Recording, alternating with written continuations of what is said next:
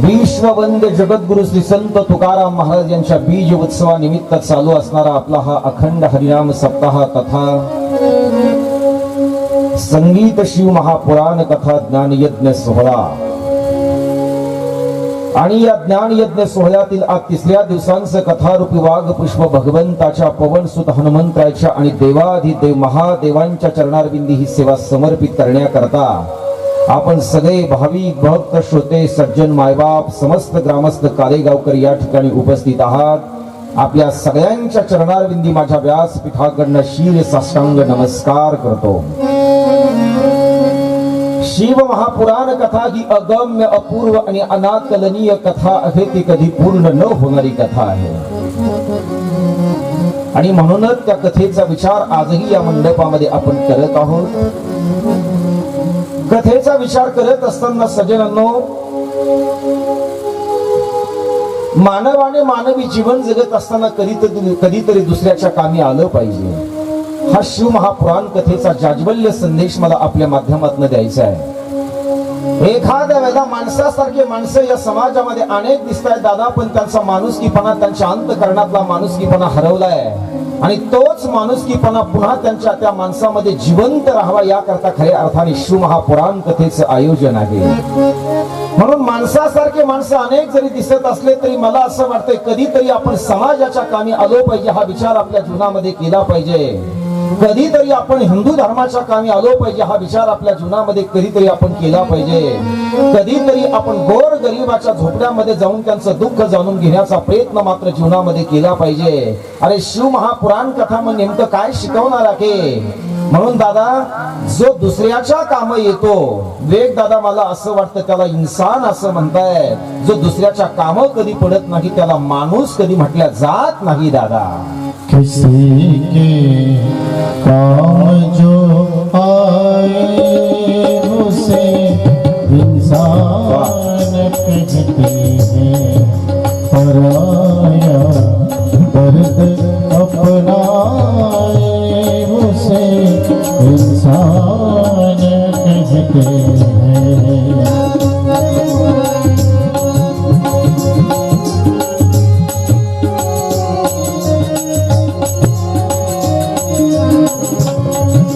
कभी धनवान है कितना, कभी इंसान निर्धन है, कभी सुख है कभी दुख है, किसी का नाम जीवन है, किसी का नाम जीवन है। जो मुश्किल में न घबराए उसे इंसान कहते हैं, किसी के काम जो आए उसे इंसान कहते हैं।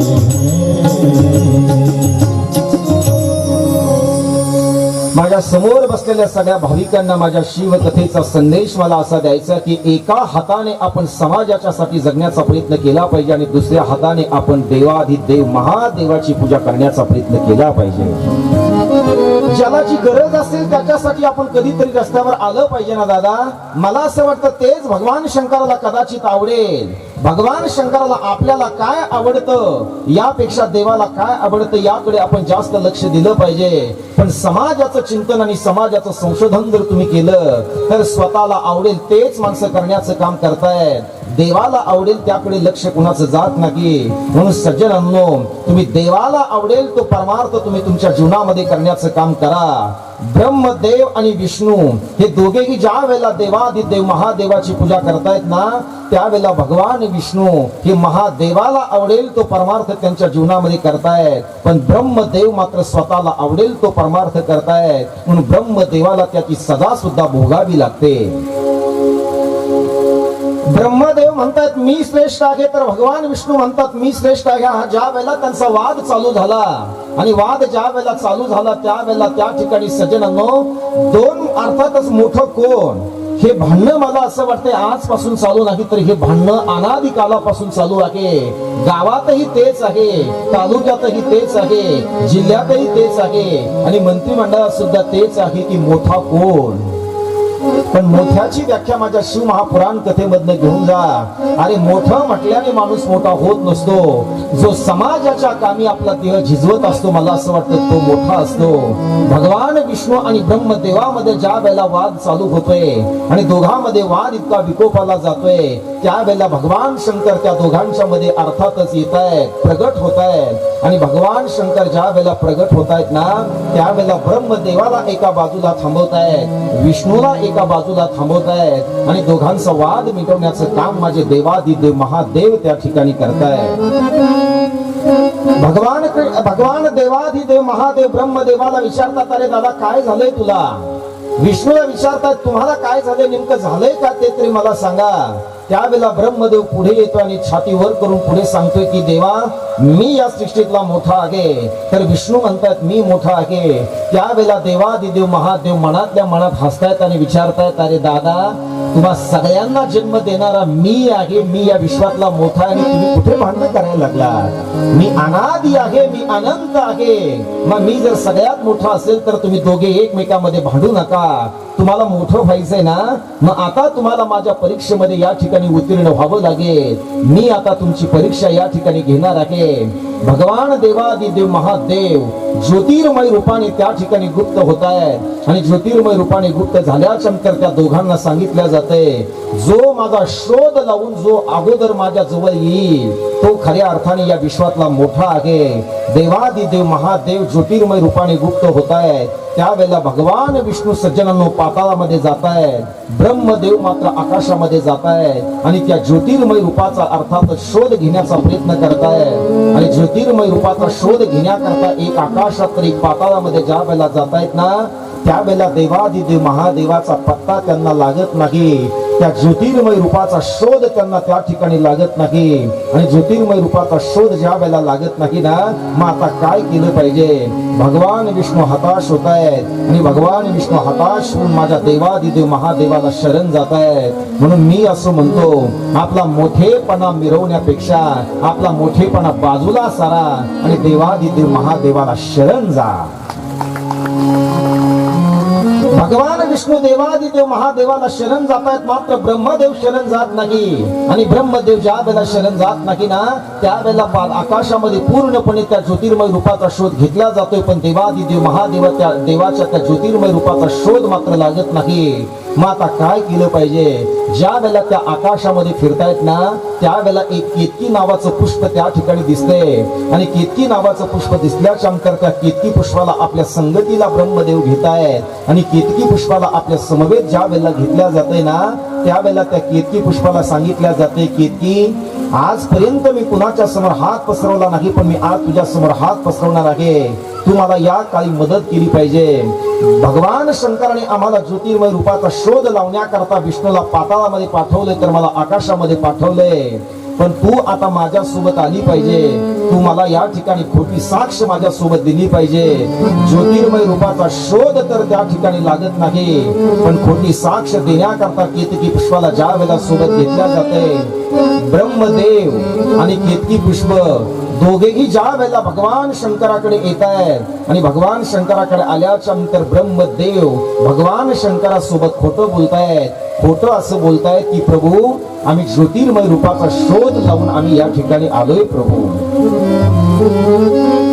ज्योतिर्मय रूपाचा शोध लावून या ठिकाणी आलोय असं ज्या वेळेला बोलल्या जाते ना सज्जनांनो, त्यावेळेला देवादिदेव महादेवाची ही गोष्ट लक्षात येते. पण खोटी साक्ष देण्याकरता केतकी पुष्प सुद्धा त्या ठिकाणी येतोय आणि केतकी पुष्प आल्याच्या नंतर केतकी पुष्प ब्रह्मदेवाच्या शब्दामध्ये येऊन देवादिदेव महादेवाशी खोटं बोलते. खोटं बोलल्याच्या नंतर महादेव हे अंतर्ज्ञानी आहे. तुमच्या मनामध्ये काय चालू आहे हे तुमच्या अर्थातच रक्ताच्या लोकाला जरी कळत नसलं तरी तुमच्या मनामध्ये काय चालू आहे ना, हे मात्र माझ्या देवादिदेव महादेवाला कळाल्याशिवाय राहत नाही. म्हणून बाहेर ये, आत ये. अर्थातच असं कधी अर्थातच वागण्याचा प्रयत्न करू नका. ब्रह्मदेव मात्र तेच करण्याचा प्रयत्न करतोय आणि ब्रह्मदेव ज्या वेळेला करतोय त्यावेळेला खोटं बोलल्या जाते. खोटं बोलल्याच्या नंतर भगवान शंकराच्या ते लक्षात येते. विष्णूजी त्या ठिकाणी येत आहेत. विष्णूजी विनम्रपणाने भगवान शंकराला शरण जाऊन बोलतायत की देवा, मला तुमच्या ज्योतिर्मय रूपाचा शोध लावता आला नाही. तुम्ही अनंत अनादि आणि व्यापक आहात. मला तुमच्या ज्योतिर्मय रूपाचा शोध लागला नाही. मी तुम्हाला शरण आलोय. ब्रह्मदेव मात्र शरण नाही तर खोटं बोलतायत आणि ब्रह्मदेव ज्या वेळेला खोटं बोलतायत ना त्यावेळेला मात्र भगवान शंकराला राग येतोय आणि केतकी पुष्प त्यांच्या संगतीला आहे. म्हणून मी नेहमी सांगत असतो, संगती जर तुम्हाला चांगली करायची असेल तर चांगल्याची संगती करा, बरं का. वाईटाची संगती करू नका. संत कबीर महाराजांनी तर इतकं सुंदर वाक्य अर्थातच अभंग गायला गेलाय. संत कबीर महाराज सांगतात की तुम्हाला संगती करायची असेल तर येड्या माणसाची संगती करू नका. जो धर्मद्रोही आहे त्याची संगती करू नका. जो समाजद्रोही आहे त्याची संगती करू नका. पण जीवन जगत असताना देव आणि संतांची संगती केल्याशिवाय थांबू नका. संगत संतन की करे, संगत संतन की करे, जीवन का सार्थक कछु कर ले, जीवन का सार्थक कछु कर ले, संगत संतन की करे.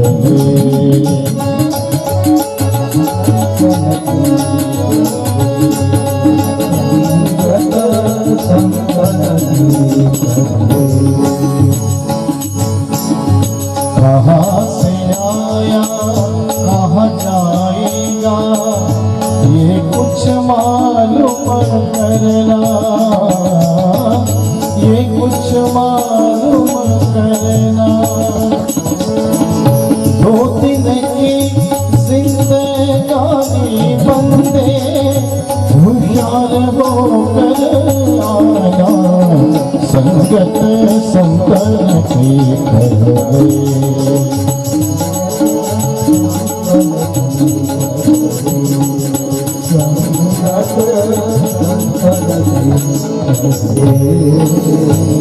उत्तम नर देह माया प्राणी, इसका हित कुछ कर ले, हित का हित कुछ कर ले, इसका कुछ कर ले. कहत कबीर सुन भाई साधो, बार बार कुछ कर ले, संगत संतन की करे, संगत संतन की करे, संगत संतन की करे.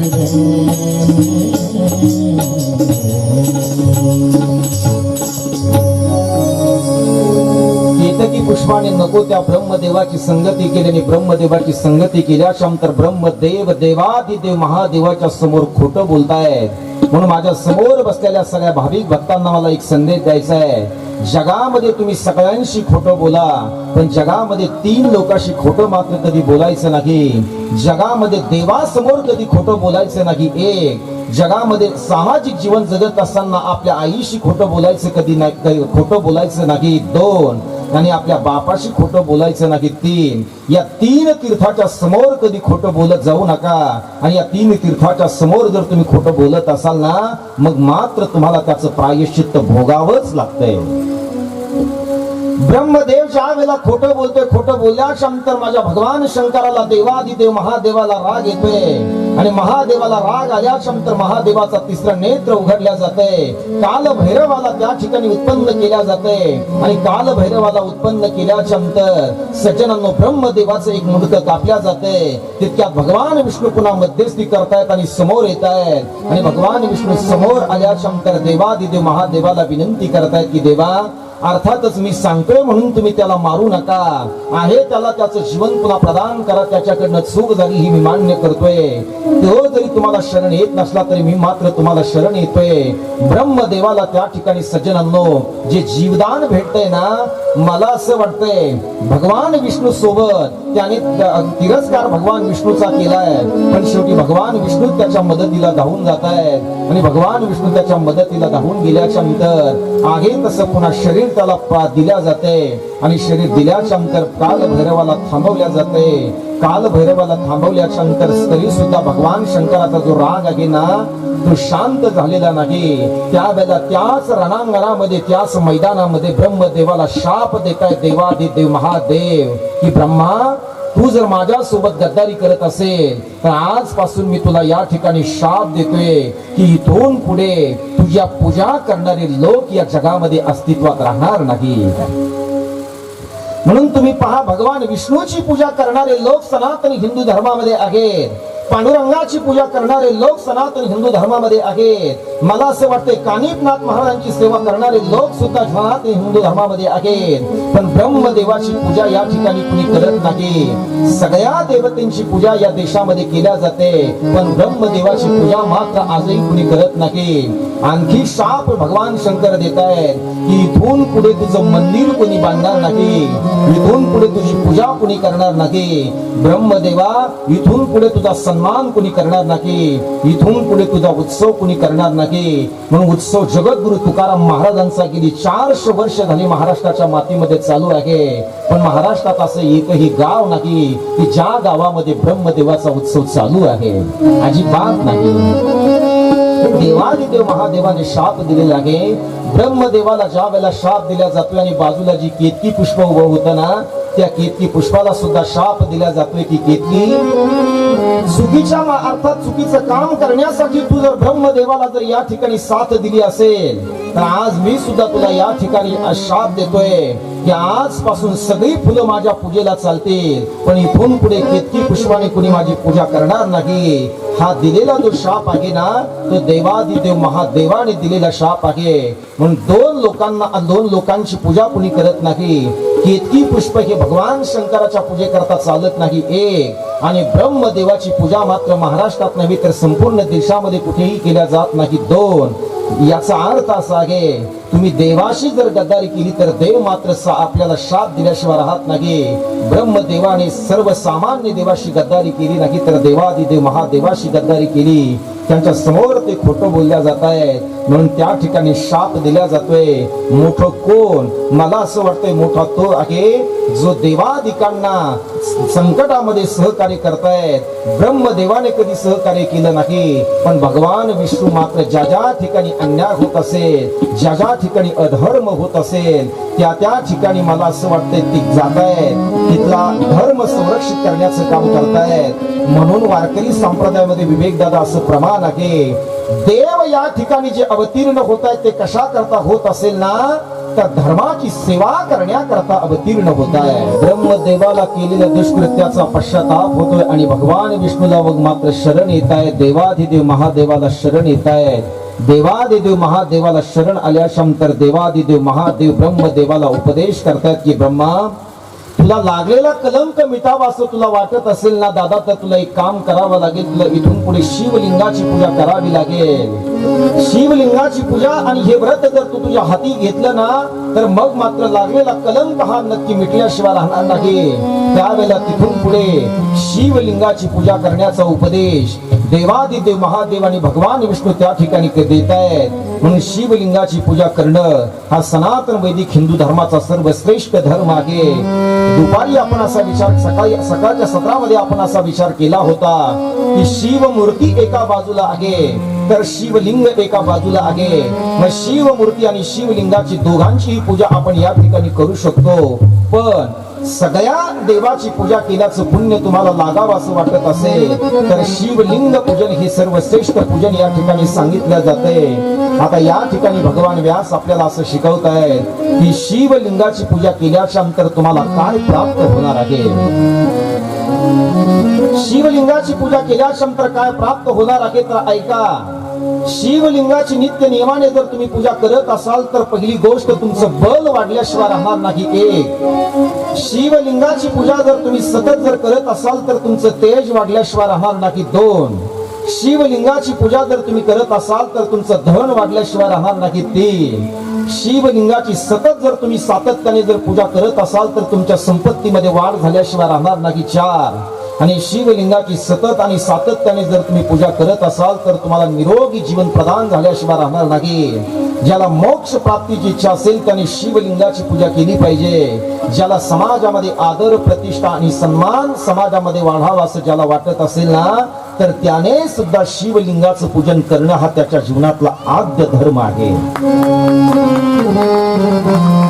सन्मान प्राप्त व्हावा, तुम्हाला प्रतिष्ठा प्राप्त व्हावी त्यावेळेला म्हणून तुम्ही सर्वसामान्याच्या दारामध्ये जाऊ नका, पण देवाधिदेव महादेवाच्या दारामध्ये जाऊन तुम्ही त्या ठिकाणी जलाभिषेक केल्याशिवाय थांबू नका.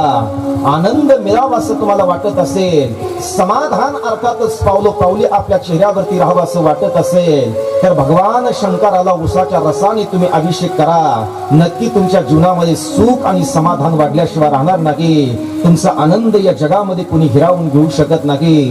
पण कधीतरी शिवालयामध्ये जा, शिवालयामध्ये जाऊन तुम्ही त्या ठिकाणी उसाचा जो रस आहे त्या धारेने तुम्ही भगवान शंकराला अभिषेक करा. माझे देवादिदेव महादेव तुमच्या सुखामध्ये वाढ केल्याशिवाय राहणार नाही, तुमच्या आनंदामध्ये वाढ केल्याशिवाय राहणार नाही, तुमच्या समाधानामध्ये वाढ केल्याशिवाय राहणार नाही. अर्थात अध्याय क्रमांक 11 विद्येश्वर संहिता, शिवलिंगाची स्थापना कुठे करावी अशा प्रकारचा अध्याय तो आहे.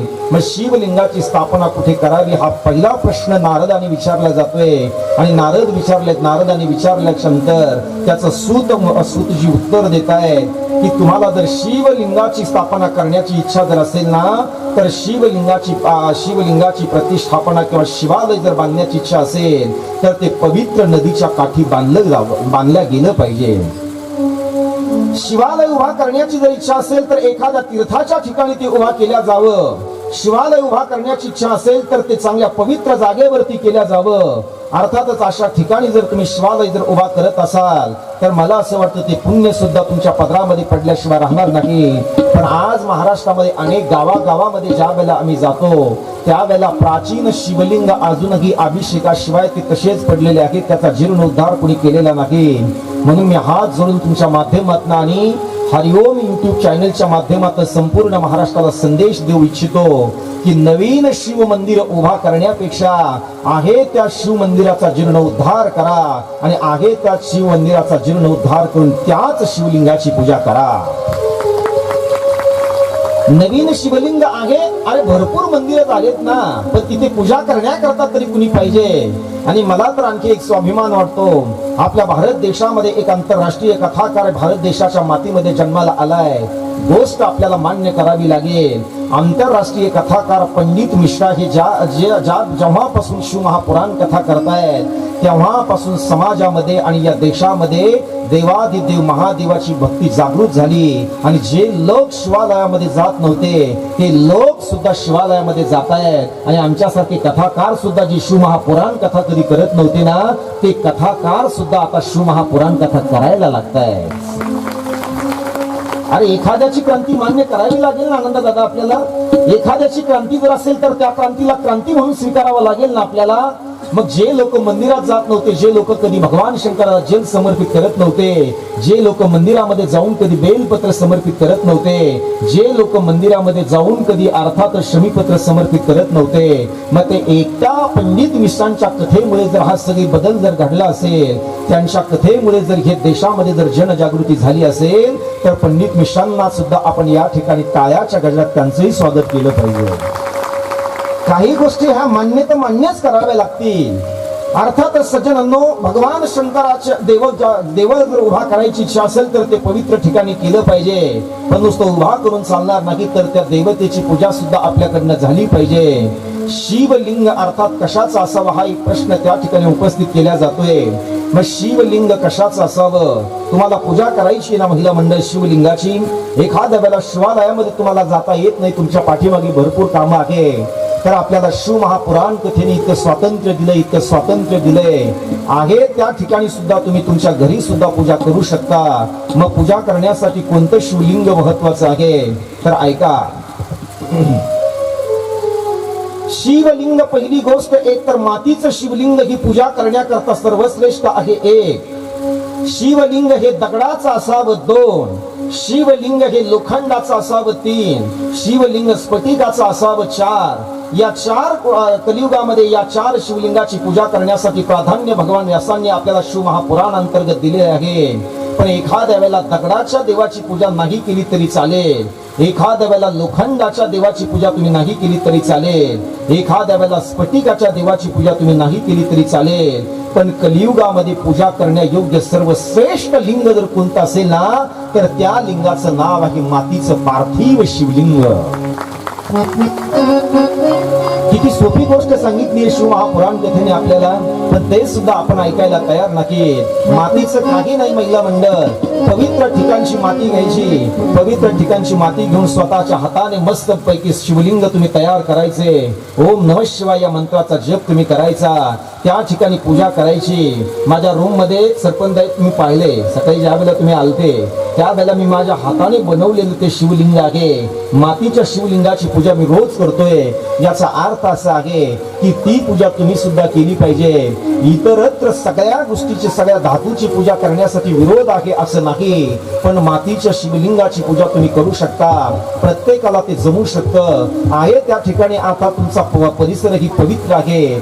जा चांगल्या ठिकाणची माती घ्या. चांगल्या ठिकाणची माती घेऊन त्याच्यामध्ये काळी मिरची म्हणजे काळे मिरे थोडेसे टाका, काळे तीळ टाका. सुंदर पैकी भगवान शंकराचं स्मरण करा आणि भगवान शंकराचं स्मरण करून आहे त्या ठिकाणी तुम्ही शिवलिंग बनवा. आणि शिवलिंग बनवत असताना तुम्हाला आणखी एक स्वातंत्र्य त्याच्यामध्ये दिलेलं आहे. ज्या वेळेला तुम्ही शिवलिंग निर्माण कराल, ज्या वेळेला तुम्ही देवादिदेव महादेवाचं स्मरण करून पूजन कराल, त्यावेळेला ते काही काळ ठेवा आणि सायंकाळी त्या शिवलिंगाला पुन्हा तुम्ही चांगल्या ठिकाणी विसर्जित करा. हे स्वातंत्र्य आहे तुम्हाला. मग एवढं सगळं सोपं सांगत असूनही जर नको त्या बाबाच्या आणि नको त्या बाईच्या अर्थातच नको त्या महाराजांच्या मागे जर तुम्ही जात असाल आणि आम्हाला काही द्या आम्हाला काही द्या असं म्हणत असाल तर या जगात तुम्हाला कुणी काही देणार नाही. पण माझे देवादिदेव महादेवाची पूजा जर केली ना तर माझे महादेव तुमची झोळी कधी रिकामी ठेवणार नाही.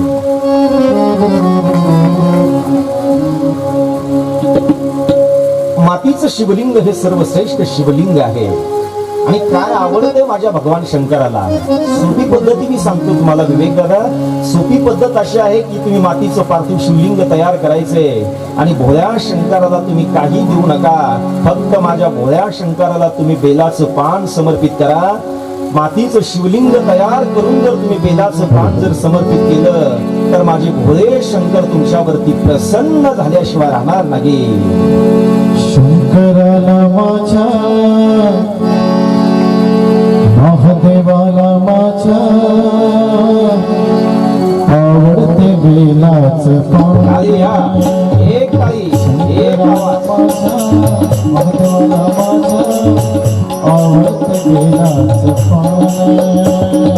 शंकराला माझ्या महादेवाला माझ्या आवडते बेलाचं पान. आवडते बेलाचं पान.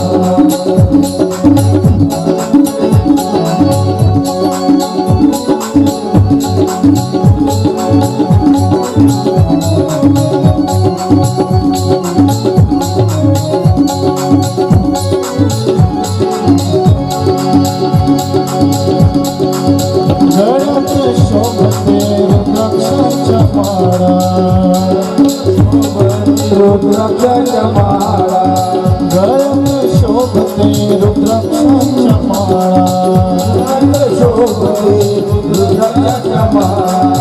पायात नुपुर छान छान छान आवडते बेलाचं पान. शंकराला माझ्या महादेवाला माझ्या आवडते बेलाचं पान.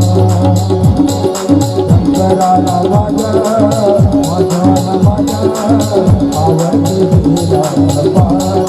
आवडते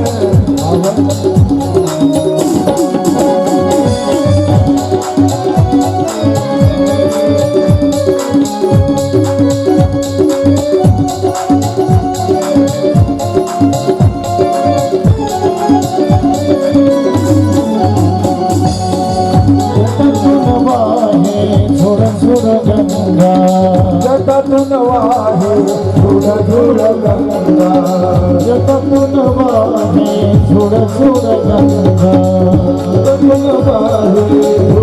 धुड गंगा चंद्रवा छान छान छान छान आवते बेलाच आवते बेलाच शंकराला माझा महादेवाला माझा शंकराला माझा महादेवाला माझा आवते बेलाच आवते बेलाच आवते बेलाच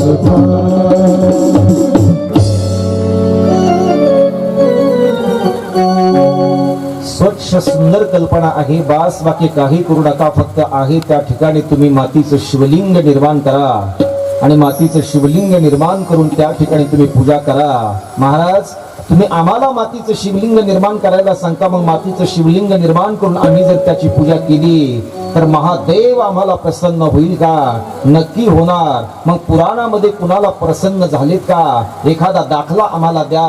ते सुद्धा उदाहरण मी आपल्या समोर ठेवणार आहे.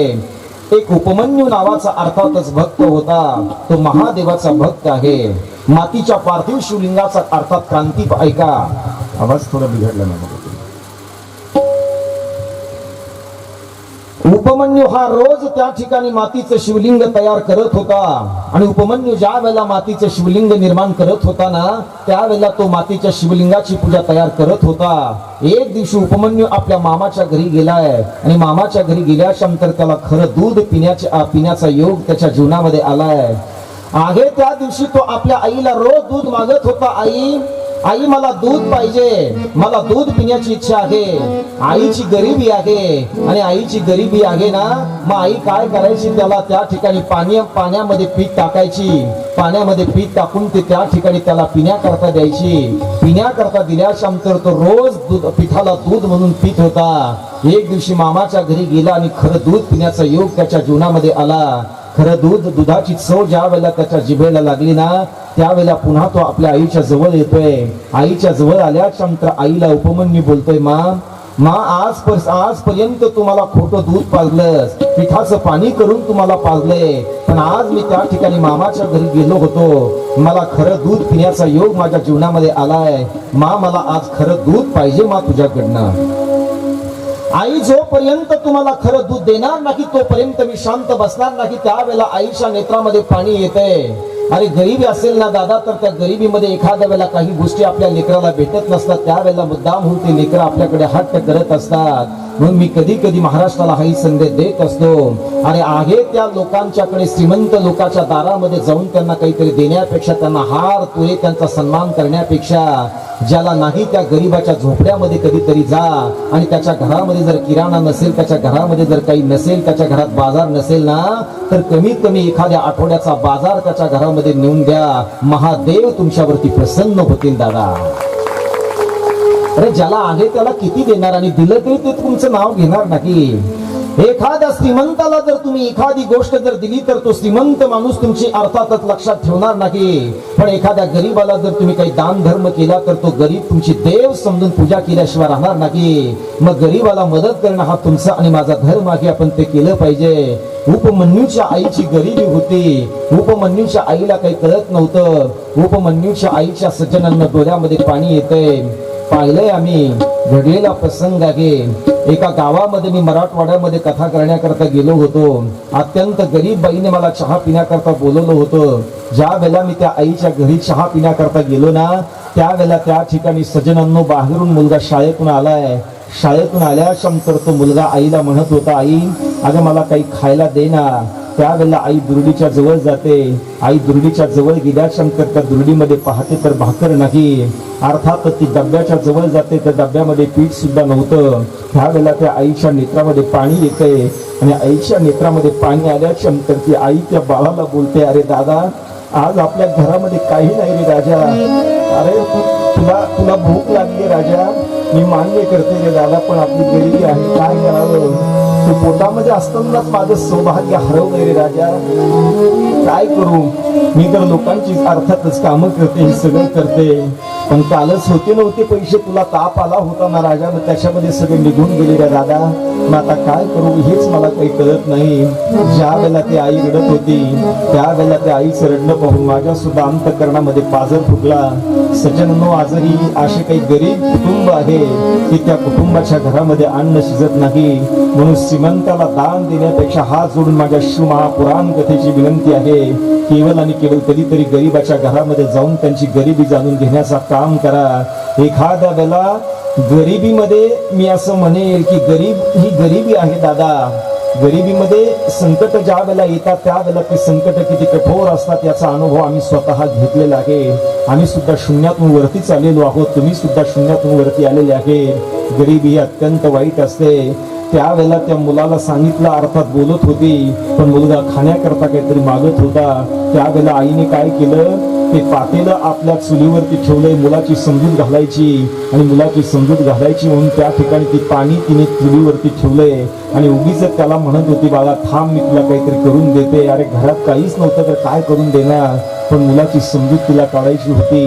शेवटी नाविलाज तो दादा जवळ येतोय, तो मुलगा जवळ येतोय, तर कडून आपल्या आईला बिलवतोय, मा आपल्या घरामध्ये काही नाही, नसू दे मा, मी तुला नाही मागणार आज, मी उपाशी झोपेल मा, पण तुझ्या डोळ्यातले अश्रू मी कधी पाहणार नाही, तुझ्या डोळ्यातले अश्रू मला पाहवत नाही मा.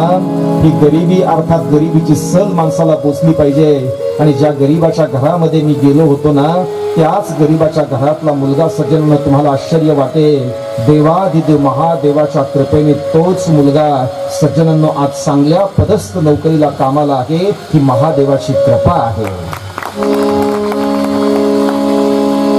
दिवस येतात पण दिवस जात असतात दादा.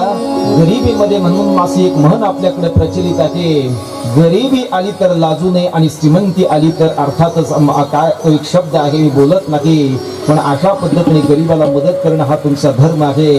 ज्या वेळेला उपमन्यू आपल्या आईच्या जवळ जातोय आणि उपमन्यू आपल्या आईच्या जवळ गेल्या शांत आईला बोलतोय, आई आज खरं दूध पिलंय आई, मी आज खऱ्या दुधाची चव घेतली, मला खरं दूध पाहिजे आई. त्यावेळेला आईच्या डोळ्याला पाणी येतंय, अरे बाळा मी खरं दूध तुला देऊ शकत नाही दादा.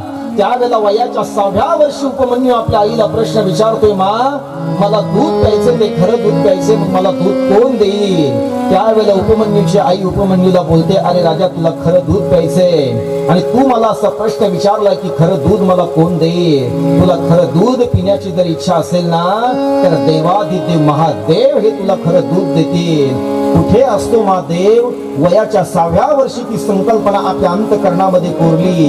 देव हा शब्द वयाच्या 6व्या वर्षी पहिल्यांदा माझ्या अर्थातच उपमन्यूने ऐकला. उपमन्यू अरण्यामध्ये निघून गेला. आई सांगते, बाळा अरण्यामध्ये देव असतो. उपमन्यू अरण्यामध्ये जातोय. अरण्यामध्ये गेल्याच्या नंतर तो अनेक वर्ष त्या ठिकाणी तपश्चर्या करतोय.